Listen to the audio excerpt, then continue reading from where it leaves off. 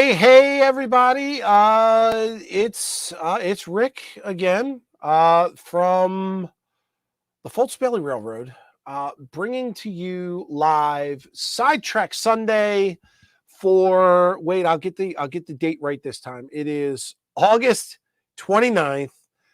It is the fifth Sunday of the month, which puts me in the spotlight for a little bit. I am going to take over your next hour with hopefully some information and hopefully some laughs, and we'll see how it goes. I know I've got at least one guest. I don't know who else is going to show up, but we shall see.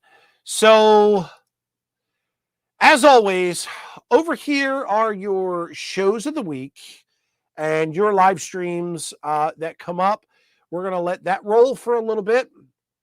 Let me just get over here to my counter. Okay, so that's rolling. While that is rolling, let's take a look at who's over here in chat.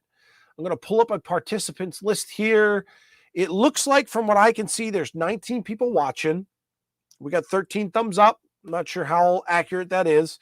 But the participant list is based off of all of you guys that have chatted in the chat so far. So if you haven't said anything and you're lurking in the background, I'm not going to know you're there, and I'm not going to be able to call out your name. But I'm going to go through the list. If you're there, I'll know.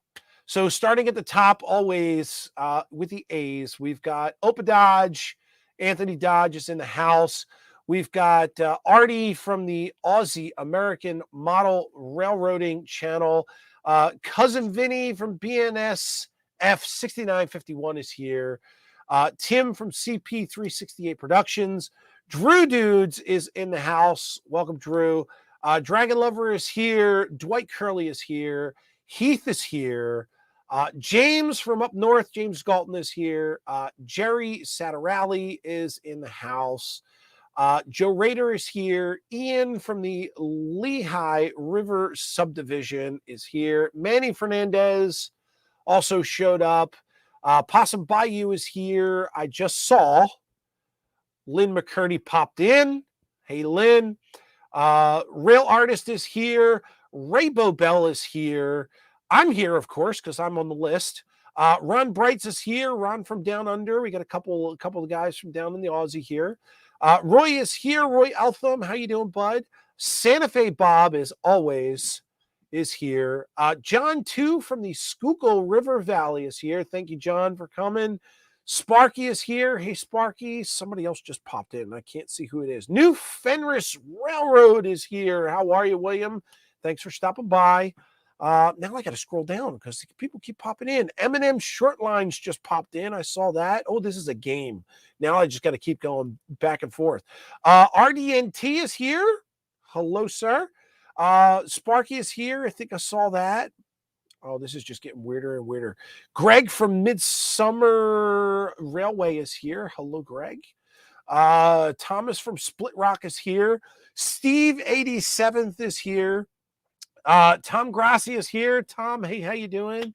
And also, last but not least, or at least last on the list right here, is Tina A., my sister. Hello, how are you? If I missed you, it's probably because I didn't see you pop in the list. Chrissy, hey, thanks for showing up, love. Thank you so much for stopping by. I'm just going back through here on the list. I think I have said hello. Rick R. and the R&L Railroad. I don't think I've seen your name here before. Thanks for coming in. I appreciate it. All right, so let's jump over here. That's 37 people, 24 thumbs up. Awesome. We are almost through with the list on this side. I still don't have my left and rights going. If you don't happen to see your name in this list, John 2 from Schuylkill River Valley is putting together this little presentation for us. So if you don't see your name and you have a show and you want to see it in the list, contact any one of us from STS, and we will get the information over to John. We periodically, I say we, like I have anything to do with it. John periodically every couple months does an update.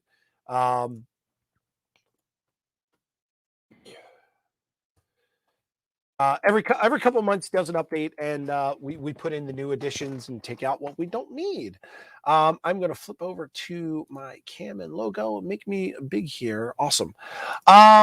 So what's going on? Well, I got a whole bunch of stuff going on. Well, not really a whole bunch, but I skipped something over here. So also over here on my left, your right, in the list there of people in chat, you'll see that there are a bunch of people over there in blue, and they have little wrenches by their names. These are our moderators. These are the guys who help to keep the show and myself on track.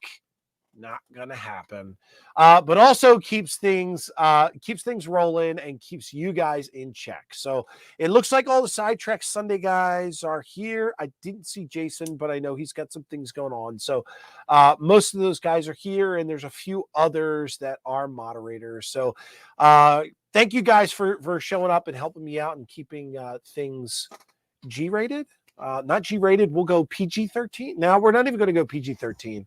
I'm not going to say this is an R-rated show, but yeah, there's a lot of things that aren't PG around here. Down here, I have somebody down here in the basement who I'm going to bring up because he's going to help me out with the show, and we're going to have a little chit chat along with you guys over in chat. So, guys, say hello to John. You all know John. He's been here at the layout, running the layout, working on the layout. Some would say that this is John's layout. John, how you doing, bud? Oh, you're having an audio issue, pal. We can't hear you. It doesn't look like you're muted, but we lost you. Did you? Nope. No better. Oh. We had you for a second because I heard you do a click. Hear me? There you go. Now I can hear you. All right. So we got that all situated. Get rid of that. All right. So if you notice this week, John's at home at his place. He is not here at the Foltz Bailey Railroad, and there is a reason for that. So if you guys remember last week, John and the Foltz Bailey Railroad was challenged by Steve Childers to do the Hopper Challenge. And if you guys saw the video, I was actually on vacation. I was in Myrtle Beach, South Carolina, and John was actually here at my house, when he wasn't working, and he was working on the railroad and actually taking care of my fish, who is still alive. Thank you, John. Anytime. When we got back from vacation, we got back on Friday. Saturday, my wife started not feeling well, and she was complaining of symptoms that looked like she had a sinus infection. She was all stuffed up in her nose, had headaches and whatnot. And Sunday she wasn't feeling much better. And Monday was actually her first day back at work. So she's a school teacher, and she had the summer off, and Monday was her first day. So Monday she gets up, she goes to work. I went to work also, and the kids went to grandmom's as always. And while Jen was at work, she wasn't feeling, she started feeling worse. So her school actually does testing for COVID. Or Showstopper, sorry, YouTube. They test for the Showstopper every 2 days. So my wife immediately went down to the nurse's office, and she got tested, and unfortunately she tested positive. So she immediately called me, and she was all upset, and she didn't know, what we were going to do and how this was all going to play out. And, we never really we've tried our best. Between being at work, John knows all the restrictions that we had at work, wearing masks, washing our hands, everything you hear on TV. We did our hardest to try to avoid this. And we thought we were going to be okay. Even when we were on vacation, we did the same thing. When we were in public, we wore our masks. When we were, around other people, we stayed our distance and whatnot. So now she's testing positive. So they immediately told her go home because she couldn't stay at work anymore. I told my boss, I'm like, hey, my wife just tested positive. And of course, because I've had contact with her, I had to go home. So I immediately left from work, came home. My wife picked up the kids because her work is right around the corner from her mother's place. And she brought the kids home. She immediately quarantined herself in our bedroom. Our master bedroom has all that she needs except for food. So she's got, sink, toilet, bathtub, all the good stuff, cable TV, everything you see in a normal prison these days. So she has been, she's been in a room for the last, couple days. So we had a whole different show planned out for tonight because, as you guys know, we've got little kids. I've got a 6-year-old, I've got a 3-year-old, and I've got a 1-year-old. And now our attention is turned to them, keeping them safe because, we didn't understand what was going to go on if they got it, because my wife and I, we've been vaccinated, but the kids have not. So now normally right around when this show starts, I brought John out of the basement and locked up the wife. Nice. I like that, Heath. That was great. So now I forgot where I was. John, where did I just leave off? Oh, so now the kids, we're worried about the kids, right? So now the wife's locked up. The kids are now with me. And I'm doing the same with them. I'm trying to keep them safe, trying to keeping them away from mom. And it took a couple days. On Thursday, my youngest daughter, my 1-year-old, wakes up in the morning and she's very cranky, and we take her temperature, and I believe the highest we saw at one point was like 101. So immediately I was, Jen felt well enough that she started taking care of Bella. So now we got 2 people quarantined upstairs, and I got the other 2 kids downstairs. And, again, they had everything they needed upstairs. I was just bringing food and taking down dirty dishes and whatnot. So that was Thursday. So then Friday, my oldest daughter wakes up, same symptoms. She's got a headache and a stuffy nose, and took her temperature, and now she's got it. So now the girls are all infected. So girls drool and boys rule. So now all the girls are upstairs. The boys got the house to themselves all downstairs. Everybody's, yes, Norman, everybody's doing plenty of fluids. We even got the kids some Pedialyte and all that, and keeping their bellies full. So now the girls, as of Friday, were quarantined upstairs. The boys are downstairs. It was so nice hanging out with my son for a day and a half. And then today my wife says to me, oh, I got my the fever's back, and because it had previously broke. And I'm like, oh, that's strange. And the weird thing is, I went down to our local Walgreens, and they have the home kits that you can buy and test at home. So I picked up a bunch of those, and we've been randomly testing my son G and myself for the last couple of days, and we're both coming up negative. So we're like, woohoo kind of thing. So this morning, my wife says, oh, my fever's back. So I figured, oh, well, let me check G. So I test him, and he's got a fever of 101. Crap. So now I'm the only last man standing. So I send him upstairs, and I said, I told my wife, I said, go ahead and test him give him one of the at-home kits and just make sure that it's not something else. So, of course, he tests positive. So now I'm still not feeling any symptoms. I have no symptoms whatsoever. But for the hell of it, I said, all right, let's do it. Let's do a test for me. So we did an at-home test, and sure enough, bada bing, bada boom. This morning I tested positive also. So where does that bring me back to? All the way back to the very beginning, where we had a whole different show planned for tonight.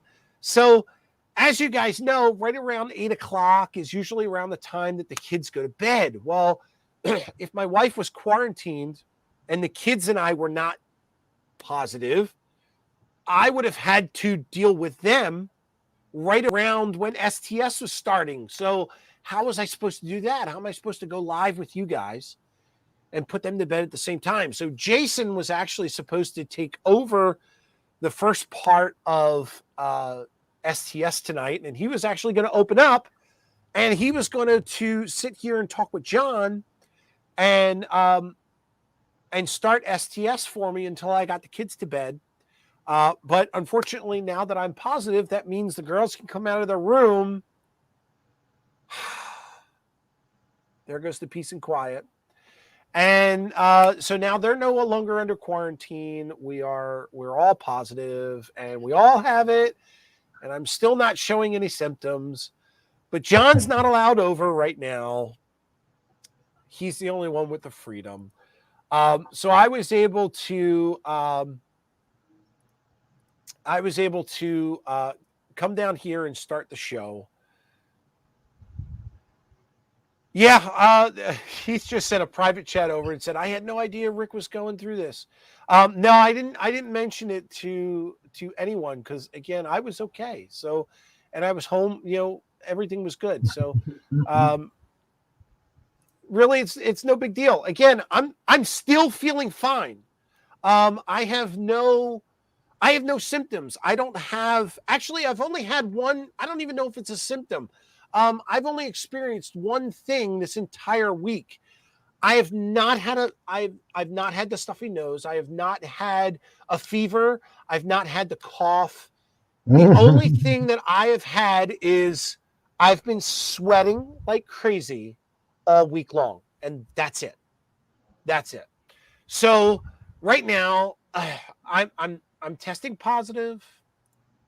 Moral of the story is don't go to Myrtle Beach.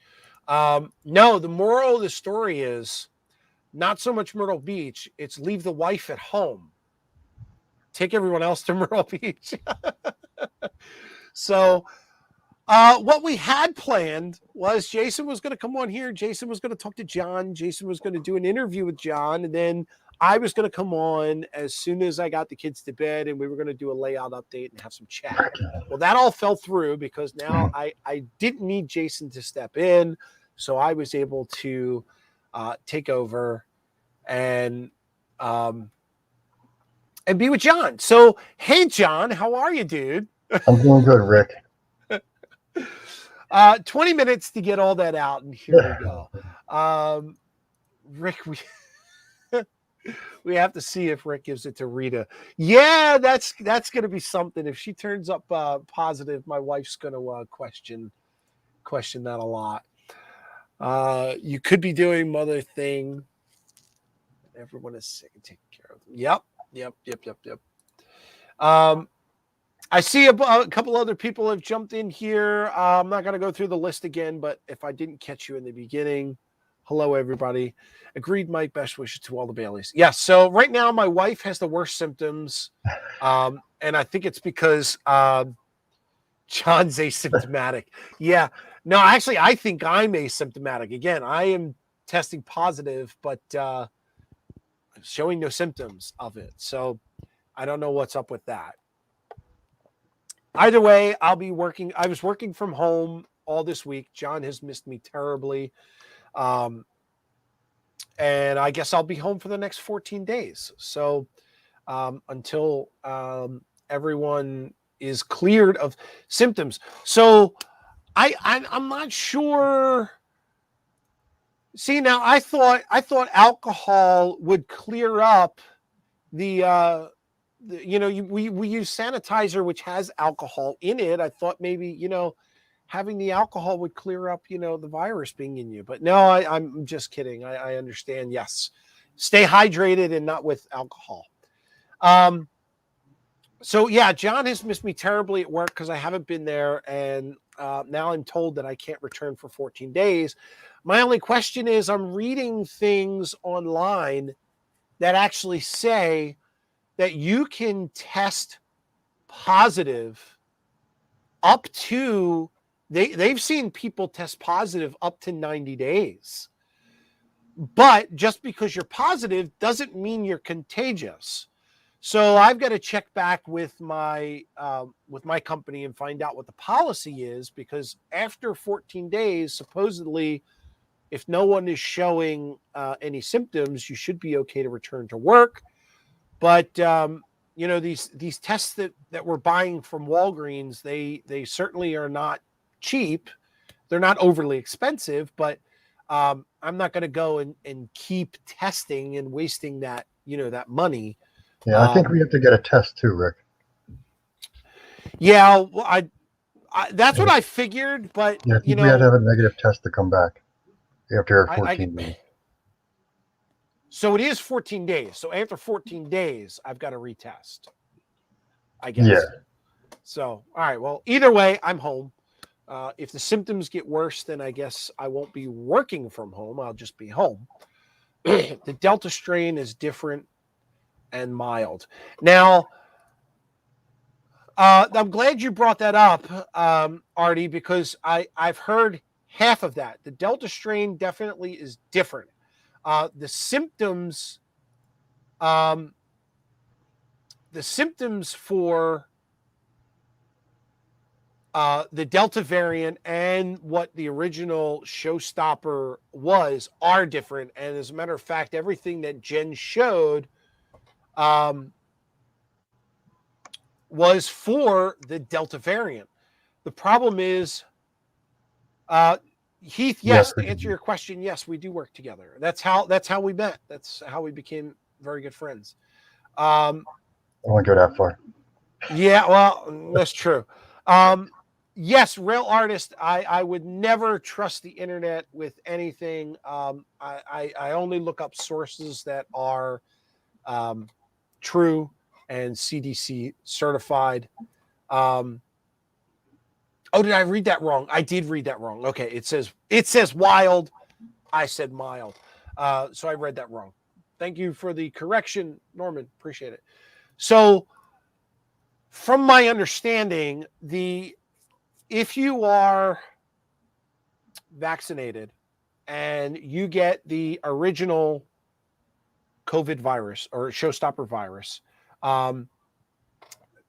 your symptoms are very mild because you're vaccinated. It's not just because you're vaccinated doesn't mean you cannot get this.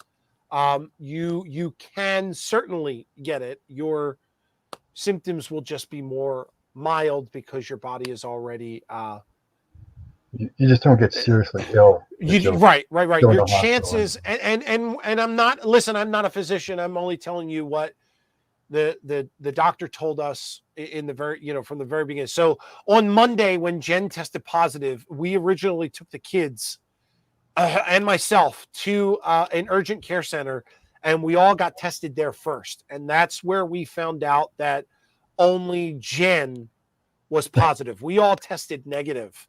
Jerry's trying to recruit me now. John, you can stop by and work on my layout. There you go.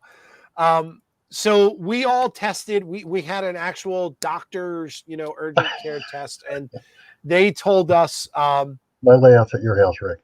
That's it. They all told us we were negative, and they gave us the instructions on what to do and how to stay safe. Yes. So it spreads much easier. Yes. So the symptoms for the original are different than the variant. The original one presents as flu. The Delta variant presents as a sinus infection, which we didn't know at the time. That's why Jen had the stuffy nose, the headache, and all that jazz. I'm not ignoring me. I'm not ignoring you. He's shy about what did you say? All right, I'm gonna go back up because I missed something from I Sparky. think he said he'd still kiss you, Rick. Oh, buddy, you got me into this crap show. So I would kiss and hug you at any time, Sparky. So, all right. So enough about that. I mean, it is what it is. We'll see how it goes. I'll keep you guys apprised of any changes. John finally gets a break from Rick's hobby. I like that. Yeah, it's no longer my hobby. I'm just the supervisor. John has been promoted. He's the financial officer. That's it. I like that. I provide what John needs, and it's John's layout now. So, all right. So I figured now that all that's out of the way, you got the update on me. John was over here last week again while I was on vacation, and he was actually working back there in the train room.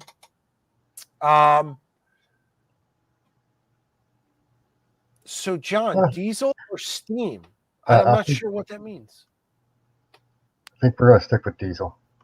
Yeah, we have all diesel. I don't have anything steam, and honestly, if I were to get something that was steam, I would want something that's big, like one of the actually, as a matter of fact, Jason has, and I think Sparky, you have it too. I want one of those Southern Pacific cab forwards, but my layout, some of the turns on my layout will not let that guy run. It will derail. So I will forever dream about that locomotive.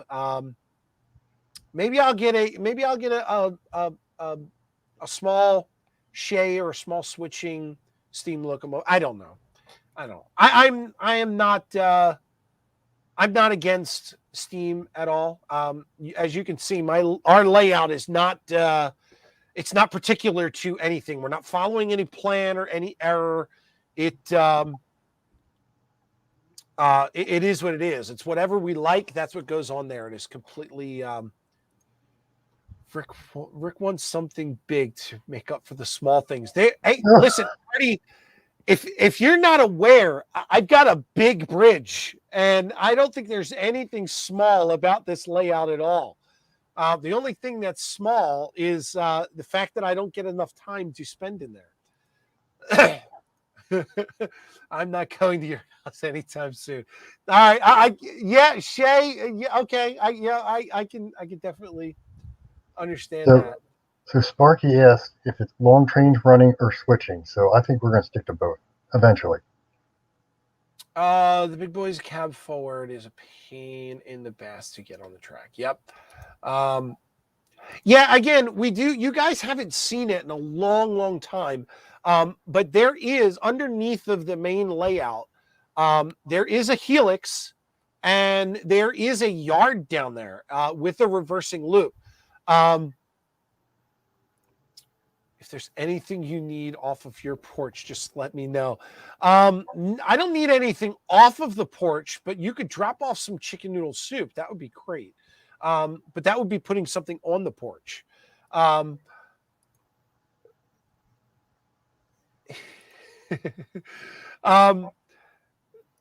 So yes, there is a helix. It's only a 4-level helix that John and I built together. It was a pain in the rump. I'll actually show you that in a few minutes because I'm going to go back there with my. I'm going to go. On it. We built it together. We went through so many different designs. It was just insane. So there is a 4-layer helix and there is a yard at the bottom with six tracks for staging. I do plan on using it. It's not an operations track.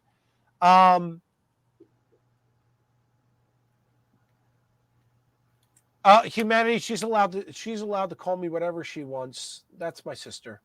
I've called her worse. I don't plan on doing operations. The layout was built and designed to be a rail fanning layout, I guess you could say. It's more just to look at, and run.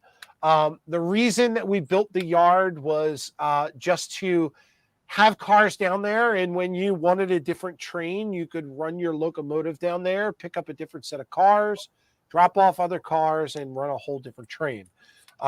So it's the rail yard came from your original when you wanted to expand yes, so that's true. The because you had idea a of the small yard, local yard and rail yard in there, which was what four tracks, yes, four switches, and two rails on it.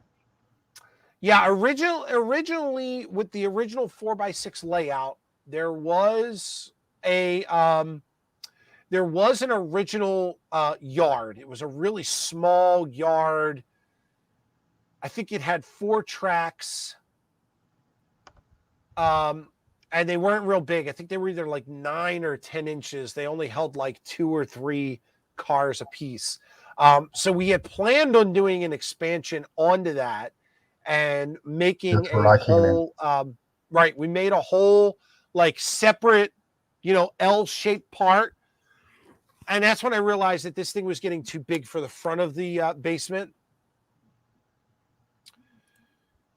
Sparky, I couldn't answer that, bud. I can certainly pass on her contact information if you'd like to test it out. Be my guest. I'm not going to touch that one. And there's Jason. How you doing, Train Freak? It's good to see you, brother. Jason, how you doing? So the expansion was supposed to happen, and then this thing was getting too big for the front room, it was right behind me, actually, or actually right to the side of me. It was over here. And that's when I talked to the wife, and we decided to move back there into the utility room, and it is what it is at this point. So here's what we're going to do. I'm going to grab my phone, and I'm going to put it in my handy dandy little thing. Oh, almost turned it off. Who knew that button was there? Let me get this thing started. I'm going to walk back into the train room, and John is going to give you guys an update of what he did while I was on vacation. Oh, this thing's upside down. I forgot. This thing only goes one way. So annoying. All right, so let me start that. Hang on, I got to switch over my camera here to this. Yay! Okay, there you guys are. So hang tight. I'm going to make myself. Can I do that? Yes. All right, there we go. So John's over there. All right, we're going to walk back here. So John, you tell me what you want them to see, and I will show it. So I can't see the chat right now, but John can. So if you guys have any questions, definitely let John know, and John can relay them to me. And if John can answer them, great. As you can see, John did not keep this place clean at all. I would say that this is probably worse than what I've ever had. So I had to keep moving your stuff around. Oh yeah, I could see that. So someone had asked, or I think it was Split Rock, that said Helix. Yes, there is a Helix. If you notice right here, there's a track that comes down and it goes below board. That comes down here, and there is a 4-layer Helix. What you can't see because all this junk is in the way, but back there's a piece of track that goes all the way over there and then comes out. That's true, Jason. Out to here through that little tunnel portal. And then over here, underneath of all this junk, is a 6-track yard with a giant reversing loop going around the back, which brings you back into here and straight back out the Helix and back up to the top of the board. So if you guys haven't seen that before, that's that. John, what do you want to show off, buddy? let's start with the abandoned building. The abandoned building. So that's over here. I actually get to put the camera down so we're not too shaky. So that's the abandoned building. And it's got the little Heinz car in front of it. Tell us what you did. So Saturday when I was over, I had some twine, and I decided to see if I could make these vines out of the twine. And I had gone on some channel, I forget who it was, and he actually made uh, weeds out of rope. So I was like, wow, my idea wasn't too far off. So I kind of took the twine and unwound it, unbraided it, and then just pulled it apart, the separate little strands, till it got little viney looking, and then just sprayed it brown and put some turf on it. You know, I gotta be honest with you. Since I have been back, I've been so involved with Jen and the kids. I have not come down here and actually looked at this, and I'm looking at just the details of the tall grass and how the vine is actually like it's stuck to the building and going up the building, and all of these bushes that you made over here, and the gravel, and how you weathered the gravel down on the abandoned track. This looks great, man. So Of course, the bushes before there, I left, the bushes there go ahead, also John. were made from the twine. It looks great, dude. I love it. Now, before I left for vacation, I went ahead and I put on all these graffiti decals up top, because I'm not sure how it is everywhere in America, but I know over here, around me, when you've got a building, especially like tall buildings and abandoned schools and whatnot, the vandals get in, they go up to the roof, and I don't know how they do it, but they do that. So I thought that would be pretty cool, just to cover the top in graffiti. Um, and And we I also think did it see looks something good. like that on one of the overpasses on our way back from lunch in Yes, Plymouth you're Meeting. right. You do see it on overpasses. Exactly like Yes. that. It was just name I after don't name after name all the way across. and I don't know how they get it. I don't know how it's amazing. I think I've got to weather that a little bit more, because a lot of those, if you look at them up close, there is some weathering, but on this camera, a lot of these look really bright. So I think I might weather them a little more. But other than that, the building and the surroundings, they all look great. They look great. Where do you want to go next, John? And you can go over to the parking lot. Would that be here? That's towards our little hill. Okay. Technically, maybe a mountain. I don't know what we want to decide that is. So here, I painted some white lines to make little parking spaces, and then I took some of the brown paint, not the color that we did the. I think it was the burnt umber, and I just put it on the brush and just kind of started wiping it around on the uh, parking lot there to make it look like it's been around for a while and it's rained and dirt's blown across it and got rained on and kind of marked it up a little bit.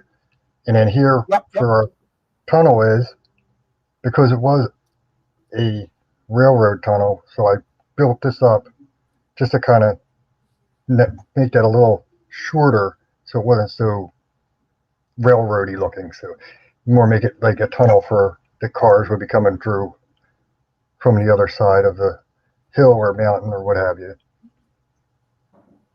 And then I made about 20 What do little you mean right bushes. there? You're talking about right there in front. Yeah, right there in front where I made a little Okay, drive. gotcha. Okay. And then there's some more of the And vines I made. I got two on the tunnel opening, and then there's one over on the left side of the rocks there towards the side wall. right there. Yep. Looks great. I love the way that you've grassed and bushed the top of that. And even though in the corner, I just saw this, and that looks awesome. like a little grassy knoll kind of thing. Yeah, we had a big opening there, so I'm trying to close it off a little bit. So I just kind of made this little kind of like mountain or a little hillside coming off. And then if you can Good, get good. back up in there, I don't know how close you can get. I found a stick in our parking lot at work, and I said, that looks like a tree. So I kind of just glued it. Second, hindsight's always 20/20. I probably shouldn't have stuck it back so far because you really can't see it, but we know it's there. So We know it's there. We know it's there. Now, you and I, we have not talked about this background thing that you got going on here. Tell me and everybody a little bit about this. So I started off. I was shopping, and Acme had some blue poster board. It's darker than what I wanted, but I picked up a couple of sheets. Figured we could always lighten it up with the airbrush and put some clouds on it. And I kind of wanted to fill in the top back part of this mountain. And so I grabbed a piece of our pink foam that we had put down on our top of our layout, and Yep. I just kind of marked where the top of this mountain was on it, and then cut that out Yep. so it kind of sit on top of it and blend Mm-hmm. in, and then just kind of drew a squiggly line down it, made a little bit of a mountain range, painted it with the brown paint that we used for the top of the platform, and while it was drying, I just dumped some green turf down on it, and we have those pea stones that are in front of the mountain there on the bottom. So I just got some of the sandy stuff that is in it and just kind of sprinkled it on there. And I don't know what I was doing. I was just throwing it together, and then I started taking colors and slapping it on there. And I was looking at the thing, and it's in my hand, and I'm like, this looks like crap. I don't know what I'm gonna do with this. And I was about 2 minutes to just toss it to the side and say, ew, I don't like it. I climbed up there, stuck it on there, stepped back, and I was like, I'll leave it as it is. If we like it, we like it. If we don't, we can always scrap it. And I took pictures of it, and I got home, and I'm looking at the pictures, and I was like, that looks really good. So from a distance, and all of a sudden I could see from how I colored it and the grass, how I kind of like shook it on, and I was like, oh man, I got too much down there. And just the coloring in the rock and the grass, I start looking, you kind of should see like the grass comes down and makes like looks almost like it's a little dip in there, and then I'd like to darken up that bottom part just above, make it a little bit of that lighter color to bring out the bushes up on the mountain there. But that was what it was. It was just supposed to be a mountain in the background, and after I stuck it up there and looked at it, I was amazed with myself actually. It did turn out better than I thought it did. It did. It did. I like it. So we'll keep going with it, and we'll see how far we get. Now, did you?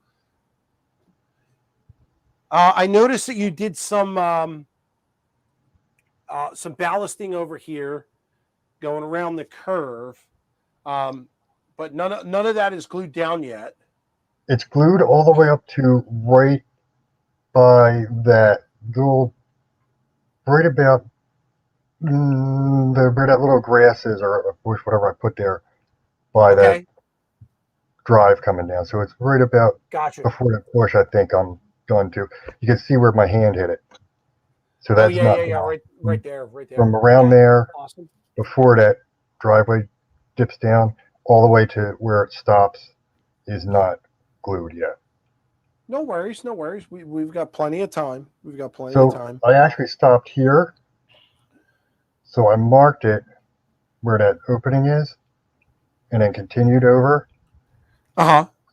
I figured maybe that could be our maybe a rail crossing to get in and out of whatever we decide to do on this side of the track. You mean there? Yeah, so I kind of left an opening. Yep. I didn't want to fill it in if maybe that's a place to put something. Gotcha. But I yeah, I think what figured we I'd like to do. Go ahead. put the blue across the top and then make some more of those just background mountains and show some stuff on them. Okay. Now I see you started one over there. That was the That other one that's half of going over there. that was the other half of what I cut. Oh, okay. Awesome. Well, hey, you know what? That actually works there. Kind of, sort of. Kind of, So sort of. we'll see how that goes.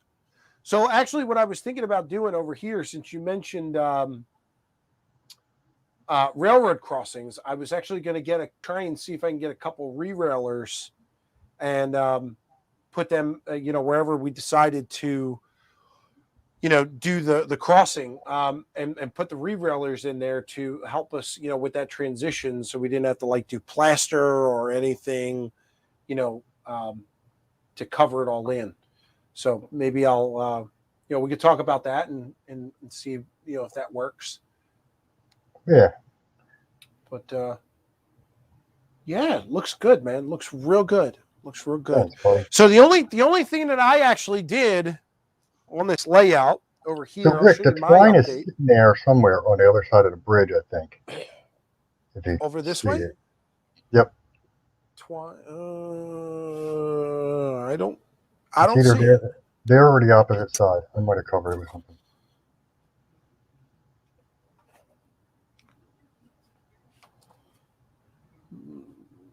I don't see. Oh, here. So just regular old cloth twine. This is what you used Yes. for okay, so you realize now everybody probably in the chat's going to go, well, I want to see how he did that. So in a couple of weeks, when you're allowed back over, we're going to have to do some more and film it so everybody can see your technique Yes. and see how it went. So my only contribution so far has been this here. I made like a little park kind of thing. And I started doing some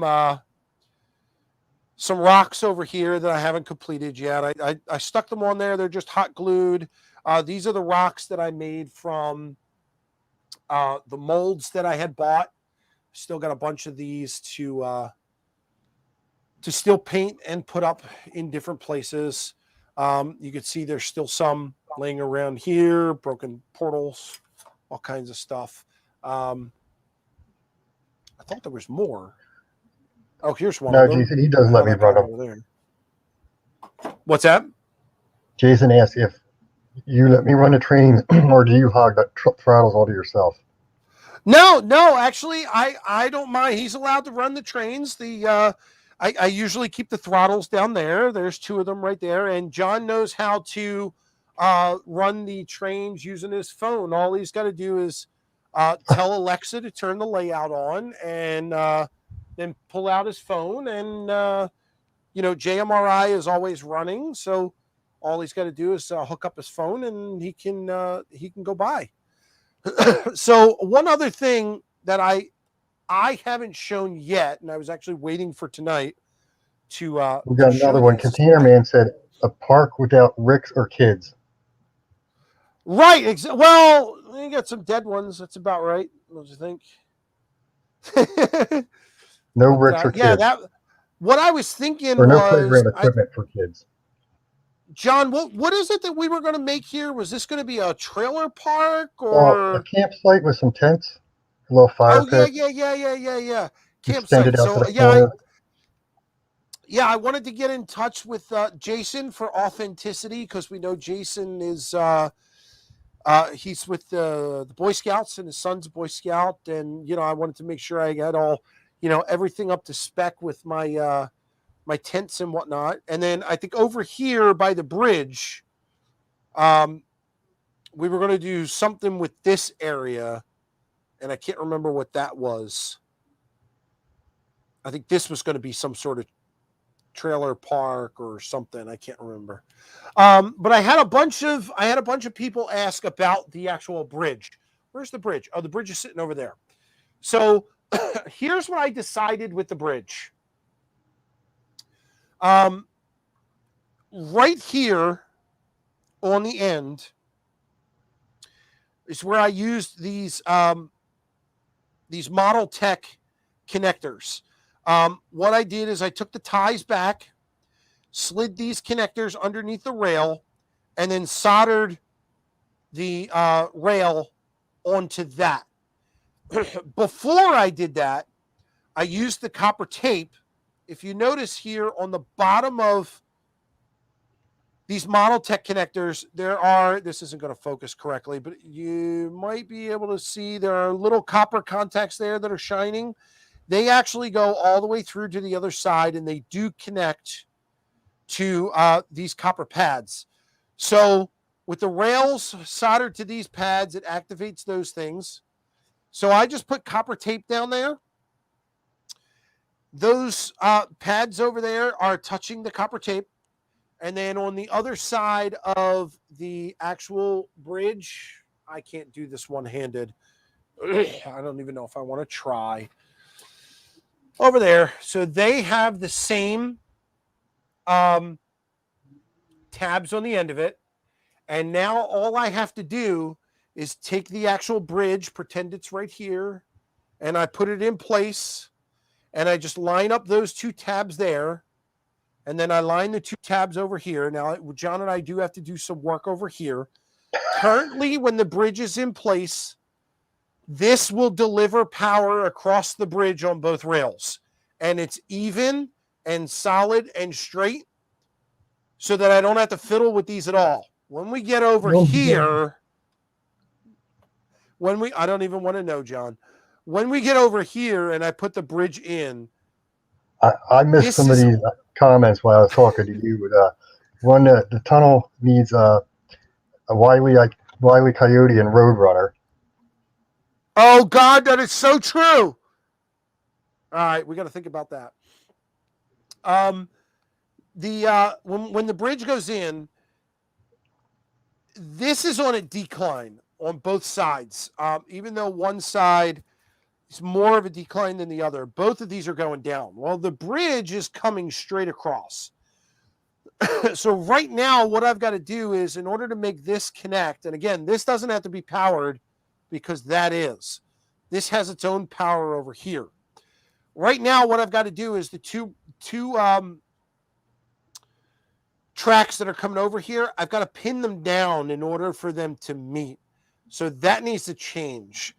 What I'm thinking about doing is replacing these two tracks, or at least part of it, ripping them up, cutting them off, and then trying to make this more level so that when the track comes back this way, it's straight. When the tracks from the bridge come across, they will meet straight on. So that's going to be my next project to work on. Other than that, it does function as long as I pin those tracks down. So we can run trains across here when the bridge is in. So I'm partially there with that. And I think that's it for the layout update. Oh, I wanted to show you something you guys saw last week. I hope you did. Train Freak Jason did a review on some wood chip hoppers that he got. Him and I were talking about the Ashley Drew and Northern Railroad, the short line. I was on his channel helping him out with some questions and things on that. And he had mentioned to me that he got a duplicate set of hoppers. So I immediately jumped at the chance and said, dude, send me those and let me know what you want for them. So I have a set here of 3 hoppers that he wasn't going to use. And they all are different numbered. A&D 171, I believe that is, ADN 122, and 137. So originally, I believe when Jason got his, he bought 2 sets of these, and he was going to have to renumber one of them. But then he and I together, while we were looking one night, saw that there was another 4-pack set that he got 2 of that are all individually numbered. And he got those, and you saw that review video. So he sold me these, and I have these now on the layout. I'm not sure if I'm going to look for a locomotive to go with it. I don't know if there's one that's actually made in HO, but we'll see. But yeah, now we've got wood chip hoppers with wood loads on the Fulton Bailey Railroad. So other than that, here's another shot of the layout. In case anybody's wondering, here's a long shot. I know, it's a mess. This is the yard from when you first enter the train room. You can't even see track. That's so terrible. In my defense, I didn't have time to clean up because Rick was working me too hard. Oh God, get out of here! I wasn't even here. You're terrible. I couldn't find a broom and vacuum cleaner because I was shackled to the board. All right, let's switch the camera here.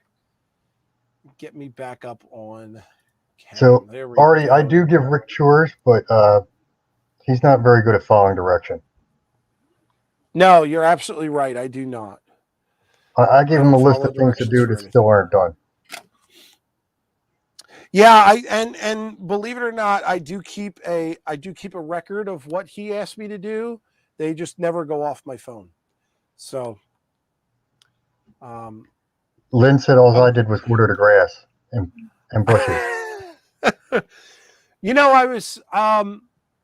I was actually surprised when I came back. The actual lawn outside wasn't done. I mean, what's up with that, John? You couldn't run the lawnmower while I was out? You didn't give me enough change to get out of the house. It was barely enough to reach the refrigerator. Building a layout, my room looks like that, and I'm not building a layout. That's funny. One other addition that I have. I went out and got myself a nice new shirt.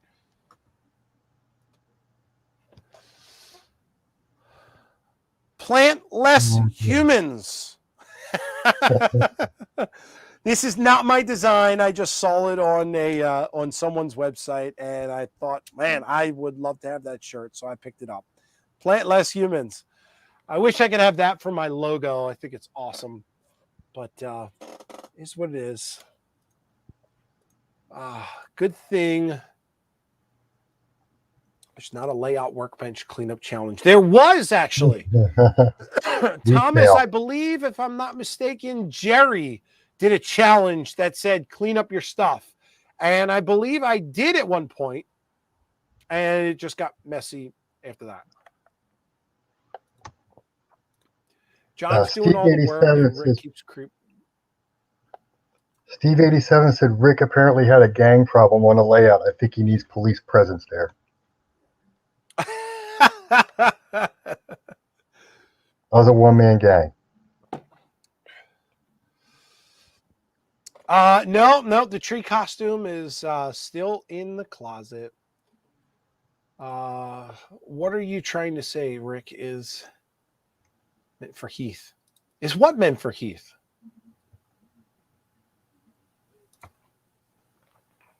Yeah, see, the problem is I clean up. Hey, Hillbilly, how you doing, Bob? I clean up the layout room, and nothing in the layout room actually has a place. The layout room was designed, or train room. I'm taking Ray's word now, or Ray's terminology. The train room was meant for trains. It used to be a storage room. The storage is still there. So there really is no storage for all of the other stuff. So the layout kind of is the storage. Once everything is built, and not saying that the railroad will ever be finished, but I'm not 100% sure where I'm going to put all of my tools and all the other stuff and everything that I'm working on. There's really no room for all that. So it all has to get together and get on the layout. And then I won't have anything to put anywhere. So all those spare cars, resistors, things that I'm working on, they will all have a place somewhere on the layout. And once they get there, it won't look so crowded and congested and messy. As we move outwards. So I apologize to anybody that, I couldn't do comments and walk Rick through the layout. So Split Rock said needs a sign outside the tunnel that points into the abyss and says free candy. Free candy. I'm lost on that one. I don't understand why we're doing free candy. Why are we doing? Because it's a dark tunnel, Rick. Okay. Dark, creepy tunnel. Okay. I wouldn't go in there. Build No. a shed for tools. That just doesn't seem right. You are so correct, Sparky. John, I know you and I talked about, I think it was your idea, just some improvements to what you've already done. The that whole area there where the abandoned building is and the tunnel is, we're going to encase that in what's going to look like a chain link fence. And I've seen a couple of those done. I know I saw a video that Luke Towan did where he did a great fence, and I believe Steve Childers followed his instruction, and he did a fence also.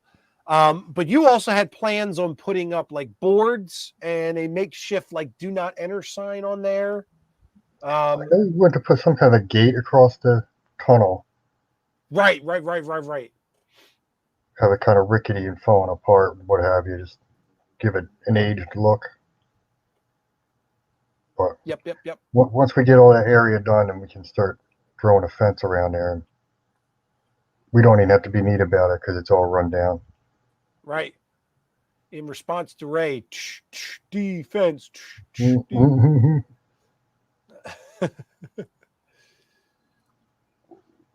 Let's make comment about Sparky being a tool in his shed. Oh my. Oh, here we go. There we go. Offense. Offense. Do they do offense? I don't know. With a red light on the tunnel. Well, I thought about lighting the tunnel. I did. But being that it's an abandoned tunnel also, because the story is the tunnel was only there to get the workers to the old UPS plant. After the plant closed down, the tunnel was no longer needed. So it was just shut off, and there's no other way to get in and out of there or for any purpose. So I don't know if we need a light, although I did have a thought of putting a post light outside and somehow making it flicker. So like as if it was like dying or something, just to give it a little bit of ambiance as to, it's abandoned, it's a piece of crap. It's, it's my piece of crap. Yes. I tell John that all the time. He comes up with these ideas and I say, hey, John, it's your piece of do whatever you'd like with it. So yes. some people here. Anthony Dodge, thank you. DRGN, thank you for the comments of how good I did. Anybody that I missed here, thank you also. Split Rock, if you didn't notice, when we looked at the building itself, on the side of the building and on the one front corner, there is the UPS logo. Here's the story behind that, just in case anybody doesn't know. What we did is, and it's out there, I built the Walthers kit for the UPS facility. It was a great kit. It was very easy to put together and a lot, it took my time on it. I'm very proud of it. But I didn't want to call it UPS. I wanted to incorporate some things into the layout that have meaning to John and I. So one of the things that we decided to do in talking with other model railroaders, mainly Jason, who gave me the idea, he said, what you could do is just call it some sort of distribution center, and then you could run any trucks out of there that you want. You don't necessarily just have to have UPS trucks in there. So what I decided to do is rename the building from a UPS facility into Grayson's Distribution. And if all of you guys haven't followed, my son's name is Grayson. So I haven't yet built the signs for it yet, but that building, which would have been the Walthers UPS kit, is going to be Grayson's Distribution. That left a whole bunch of other pieces to this kit still in the box. Enough pieces that I was able to then build a three-sided building with a roof and still be able to have a UPS facility. So it was But going to be functional, but we really had nowhere to put it, so it turned out to just be abandoned. correct. The pieces that I was able to put together gave us a longer building, but I wasn't able to build a backside to it, and I didn't want to build it out of styrene. It would have looked kind of off. So when I put the roof on it, the roof kind of sagged in because there was no support for it, which gave me the idea of have a good night, Vinny. Thanks for stopping by. Enjoy dinner. Which gave me the idea of having it abandoned. So I built that building. John did the paint job on the building, and we put the UPS labels on those building, and we kind of weathered them to be like rusty and brown and dirty and whatnot. So that abandoned building that you see that we showed off in the beginning, that's an abandoned UPS facility. So I hope that answers your question. Split Rock asked, is the tunnel portal going to be painted? Yes, it is actually painted. It's a dingy gray, and then Rick did the weathering with the watered down black, which ended up turning out fairly well. We had a lot of trouble getting that done, but eventually it turned out pretty decent for what we got out of it. Yes. So the trouble we ran into with that was the tunnel portal is made of plaster, and when we tried to paint it, it was soaking up all of the paint and just turning it like a gray color. If we tried to paint it black, it turned gray. And the moment that the paint touched the plaster, it would just spread all through the plaster. So trying to weather it and get just the black acrylic paint to flow into the cracks, it wasn't working. And then again, I had a thought going back to a previous conversation about something else with Jason. I thought of trying to paint the plaster tunnel into or painting it with a matte finish, spray can, rattle can matte finish first, then put the paint on top. And that actually seemed to work. So it took a couple of coats, but I put a couple of coats of the matte finish on top of the plaster portal. And then from there, I was able to put some watered down acrylic black paint, and it just ran into all of the cracks and made it look really, really nice. And then from there, John painted it a gray color, did some white touch-ups on it, highlights and whatnot. And I think it came out very, very well. I think it looks great. And our original color, everything was gray. The rocks were gray, the tunnel was gray, and I looked at it and said, no. And everything just blended in. Went back and I painted the rocks black. Still didn't like it, but had enough of gray showing through. Then I went and touched up some of the darker black areas with some later browns, the amber, burnt umber, and that other lighter brown that we have back there. I forget what it is. Sierra something. Burnt sienna. Yeah. And it burnt umber or something like that. I got them over there at the workbench. Also, yes, Jason, the what do you say? The paper backdrops are much easier. Yes, they are, but I think I like mine better. I wanted a little more depth to give it a 3D more effect than a flat paper background.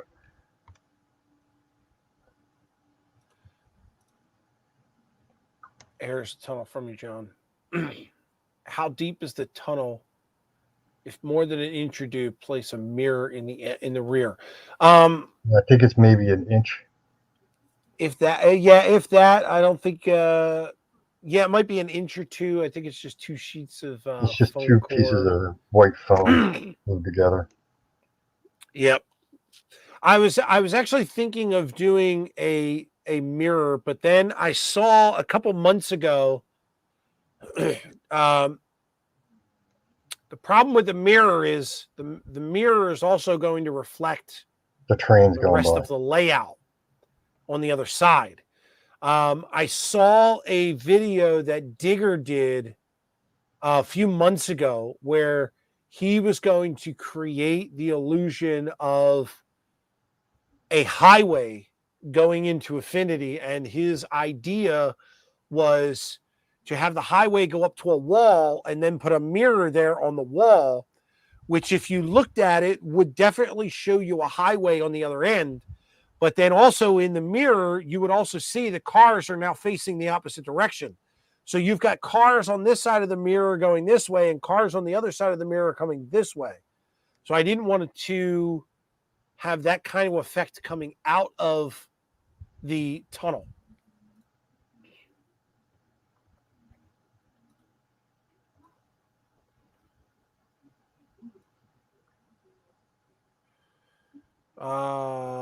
Chat has seemed to died off. Are we talking too much train stuff?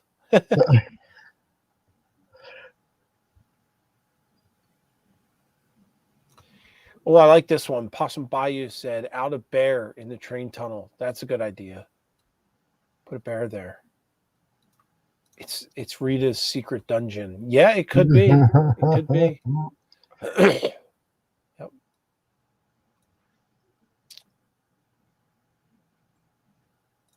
Cut a truck in half to simulate a truck coming out of the facility.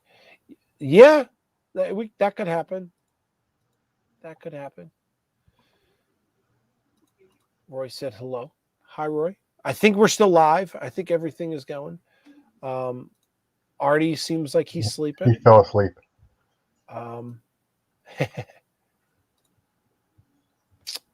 Tom said not at all.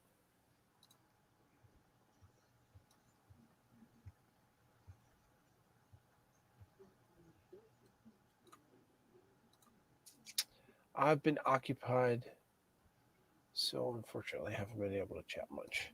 James is still here. Yeah, Ray, I feel the same way. I thought chat died also. I don't think I have anything else to go over. We're soaking in all you're saying and watching. That's good to hear, Lynn. So, yeah, not much else going on. I can't think of anything else that. I mean, for at least the next 14 days, I'll be here working on the layout myself. So, oh, Randall, let us know how you make out, bud. Curious as to what you're looking at. No rabbits. Cleaning and rearranging my bathroom. Ready for a large plastic chest of drawers. Go upstairs and put tree in it. Cool. My Cleveland Browns are on the TV, so the show is on the computer. Oh, you mean I'm not on the big screen living room? Opa Dodge, I've been replaced by football. Is it football? Cleveland Browns? I don't know. Yes, Rick. John, who's the Cleveland Browns? Yeah, they're football. Ah, is it that season again? Almost.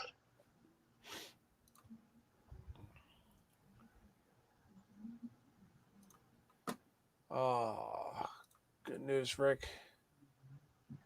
Oh, good show, Rick. Have a weekend or a good week. Thanks, Billy. I appreciate it. Always start talking about. John, did you see last week's on Ray's channel his STS? Testing. Part of it. 1, 2. Is this thing on? Yeah, somehow we got to starting talking about the Hooters restaurant. Yeah, I think because I said you were on late. think that's the one I was watching. I Right. think it came in 5 minutes before you got in there. New York City passenger cars on eBay. Awesome. There's an idea. A rabbit found in a tunnel with some English knights. Oh my! Okay. I'm guessing that this goes back to a Mighty Python thing, but I'm not 100% sure because I've never seen it. But I remember that from last week. I need more boxcars in my life.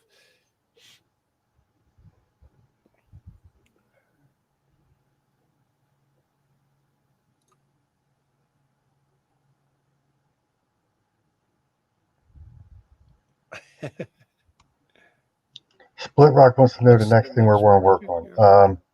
We'll leave that for our next update.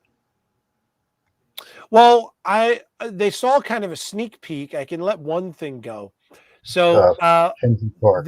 On the right hand side, when I referenced that one pink mountainside you saw kind of like a piece of styrofoam there painted brown. When I had mentioned about having my kids in on the layout, we made Grayson's distribution. John's idea was to build a park over in the corner and call it Mackenzie Park. So that project is underway. It's started. We'll see how that goes.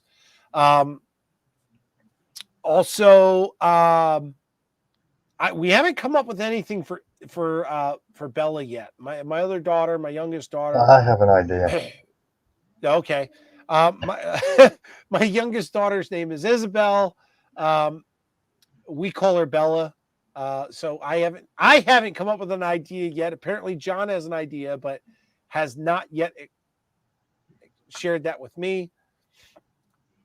Last week, yes, was all things Hooter, Mighty Python, and the Holy Grail. Rick got it. Yes. See, I am paying attention, Ray.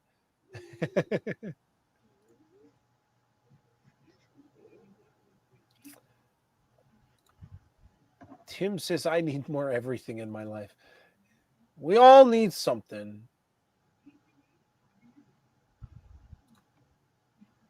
Awesome, Randall. I can't wait to see them. That's great. Is the layout DCC? Yes. The layout is run on an NCE 5-amp system. It has been DCC. At least this layout has been DCC all along. The first layout it started in DC, and then I got the DCC system from a state. I think it was an estate sale because a lot of stuff came with this thing for a really, really good price. I got the command center, which is a 5-amp system. I also got the additional 5-amp booster with it. I got 3 controllers, one of which was wireless. I got the wireless receiver for it, and also a bunch of the throttle holders, all for, I don't know, it was somewhere around like maybe $600, which nowadays, if you price that out, I think you're almost like well over, or at least close to $1,000 for that. All right, Joe Rader's gone. I'll see you, Joe. I will take care of everyone, or at least try to. Something tells me in the next couple days I'm going to be the sick one, but we'll see. A dark tunnel with overgrowth works as is.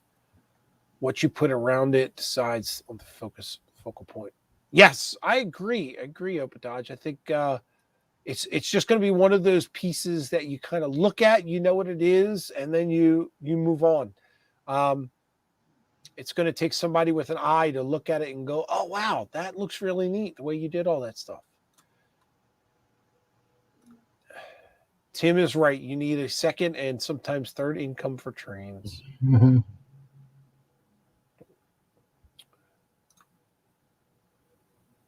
Hooters produce rabbits. Oh, my God. So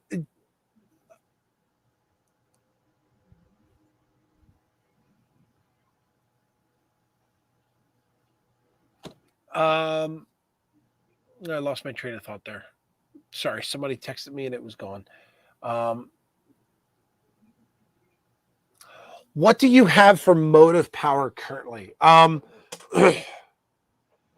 That's a good question. I can't honestly tell you. All I can tell you is their road names because I'm not a train guy.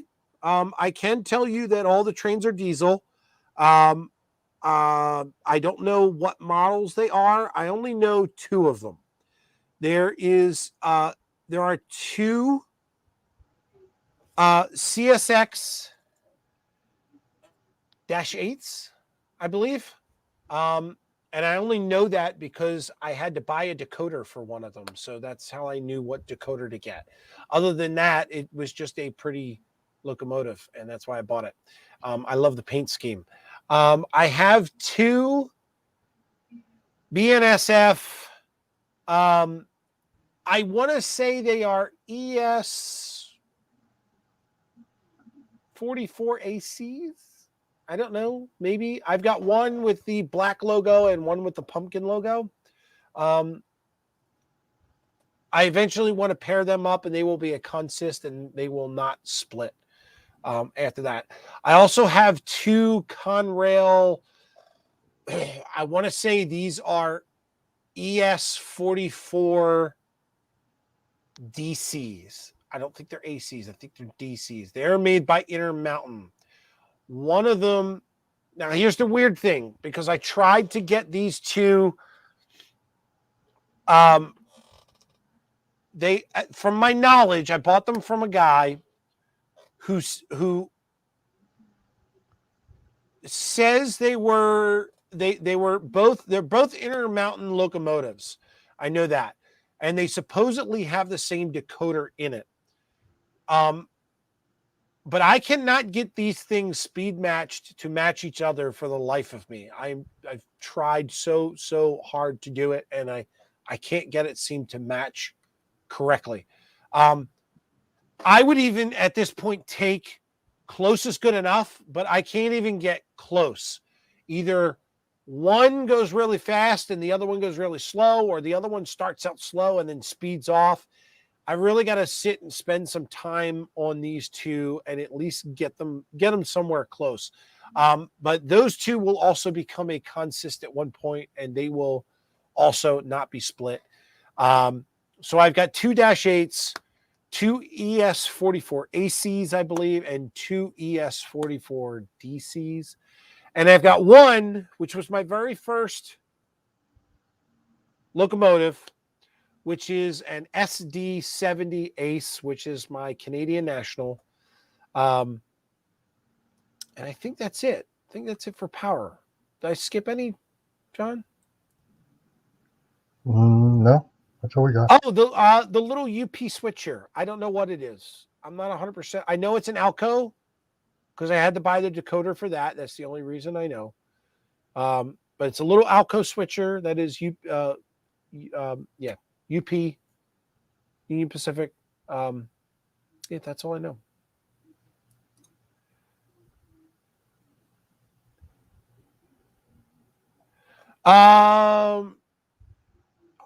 Tim, let me grab them and I'll show you what they are. I could be wrong. I'm not a locomotive or a train guy. These things just they looked good, so I got them. All right. Here we go. This says Split rock. Our curves on the top. I don't think we have any under 19. So that says ES 44. I can't get it focused. ES 44 AC, and that is a Operation Lifesaver Conrail, and I've got two of those. Same thing. Get out of there.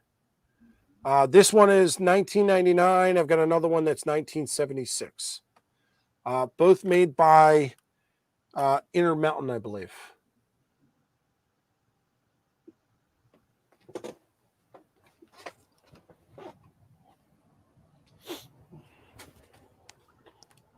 And give me a second. I'll tell you what the other two, the BNSF that I have is I still have this thing in the box. This says a GEES 44 Evolution locomotive. It is a Walthers mainline. That's the one that's in black. The other one that I have here that's currently running around the layout says ES44DC, and that's the one with the pumpkin colors on it. And then my dash 8s are over in the corner. So I hope that answers the question. So I don't know if they just made those just to make them.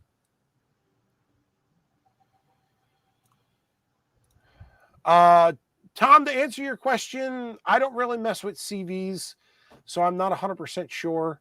I usually do all the programming through JMRI.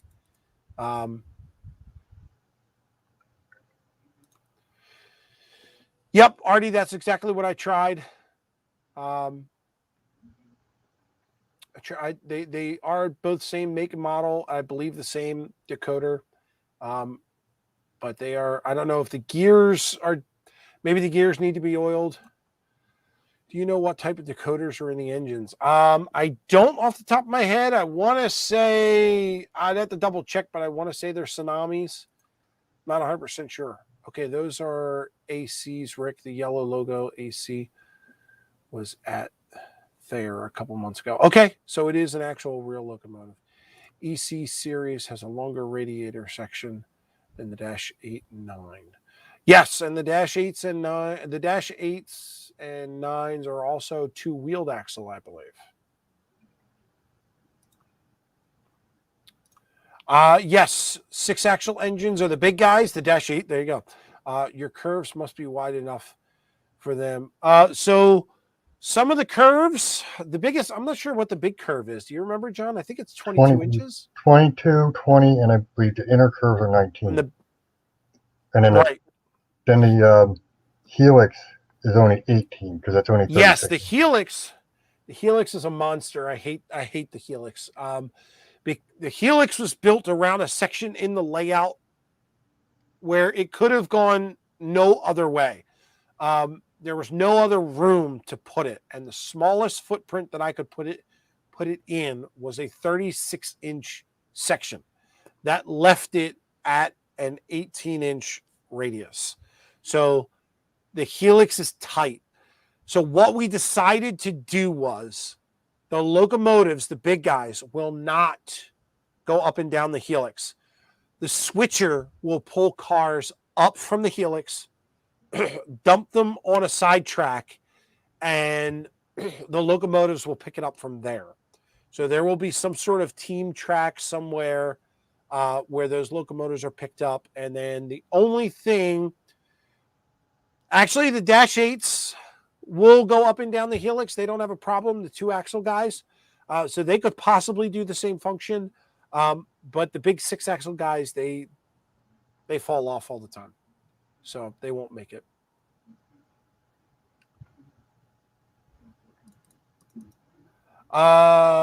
Good question here by White Wall Wheels. I have tried that. I've tried programming them singly. I've tried programming them together. I've even tried putting through JMRI. I would build one locomotive, put the speed step table to what I want it to be, took that locomotive off the programming track, put the other one on it, and put those settings down to it. It does not act the same. Don't know why.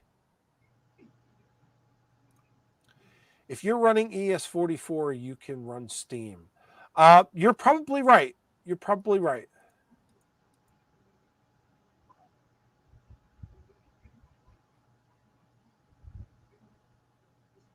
Oh, I just lost my place in chat.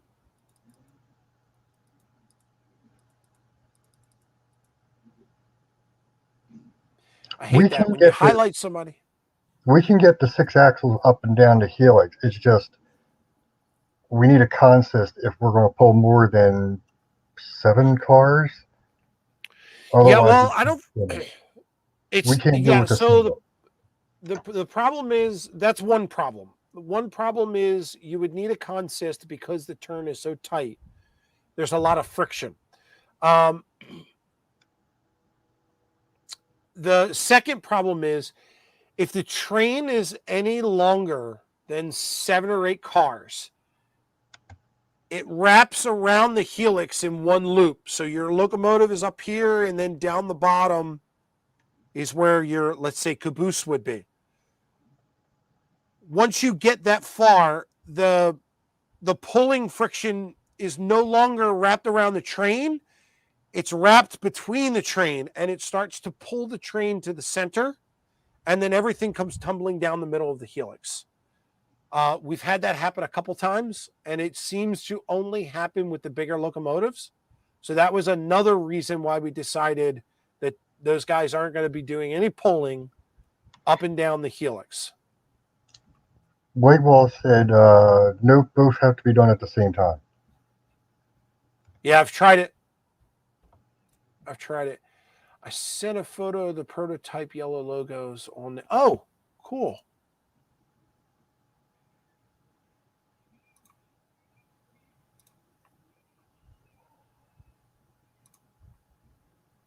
Where did he send the photo?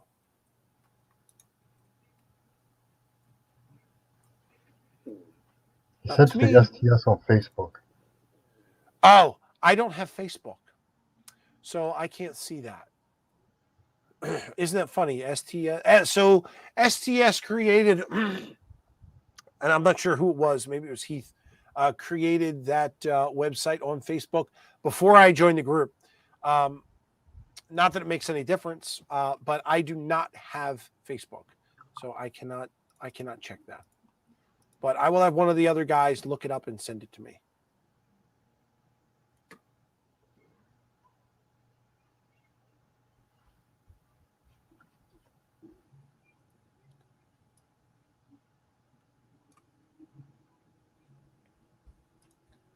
Someone custom painted those. The big boy is big.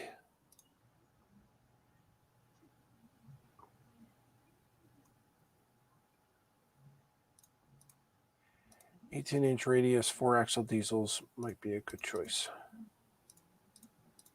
Yeah, I don't plan on. I don't, at least right now. Hey, Ray. I just saw Ray's leaving. Thanks for stopping in, Ray. I appreciate it. I don't think I plan on running any more or purchasing any more locomotives. I have, again, this layout was built for rail fanning. So I have 3 main lines that will run trains, and once I have trains built for those tracks, they will run, and they will just continuously run. Again, I'm not doing operations, so I don't plan on running more than probably what I have. I will probably always buy, more box cars and all that other stuff. So just to change out the trains. But now that I've got my SD70 Ace, which is a monster and will pull like 20 some cars just on its own. He will probably have the outside track, and he will run the outside track. The 2 BNSF cars will take one of the inner tracks, and then the CSX cars will take another. And then I've got the Dash 8s, which will either work the yard or play in the yard or bring stuff up from the yard. I had at one time planned on having them consisted, but I don't know if that's going to work out now or not. But I will have those 2 locomotives. What I would like to get, if I ever decided to expand, What I would like to get is the 3 emergency locomotives. Maybe they're not emergency locomotives. The ones that CSX makes, the one for the troops, the blue and black one. I can't remember what it's for, and then the red one that they make. And I just saw that they came out with box cars to match those and the cabooses that match those. So not 100% sure. They're on my wish list, but again, not a real big, not something I'm going to run out for just yet. So we'll see. Maybe they'll come at Christmas. Who knows? Already said buy some Hooters cars. Buy some Hooters cars. Yep. That might be something for the layout. But yes, law enforcement and first responders. That's it. Yes, thank you, Tim. So those are the ones I want. And again, I don't know if they're going to be show cars or, if they'll definitely run around the layout. If I get them all 3 the same, maybe I can make a 3-engine consist and have them on one of the loops. You never know. But that's a topic for another day. And the rabbit car. Yeah. So, all right, guys, it's yes, Randall, I got that email, I think yesterday or today, one or the other. Yeah, they are running pre-orders. Yes. I saw that. All right, guys, it's been an hour and a half. I think we bit up your ear enough, and it looks like we are losing viewers by the minute. So I'm going to go ahead and end it there. I want to say thank you, everybody, for coming in and hanging out with me and John. We sure had fun explaining everything that we've got. Sorry, this show didn't seem to be as hilarious as all the others, but who knows? Maybe you'll see either both of us or one of us on another stream coming up soon. Who knows? But it is what it is for now. So, John, thanks for coming on and joining with me, bud. And I can't wait to get you back over here and we get some of these ideas out of our heads and back on the layout. So yes, thank that's you, going to Rick. be fun. Thank you, everybody. Thank you, everybody in chat. We will see you next time. Next week, we are back over at John's channel. John is hosting for the first week of September. He's got week number 1. So definitely check him out for Sidetrack Sunday. Not sure what he's got planned, but we'll see how it goes. I will keep you guys all updated on how we're doing over here at the Bailey residence and on the Fultz Bailey Railroad. And, hopefully everything passes and we all come out of the other side of that tunnel in good spirits. So again, thank you, everyone, and have a good night. I appreciate you all for stopping in.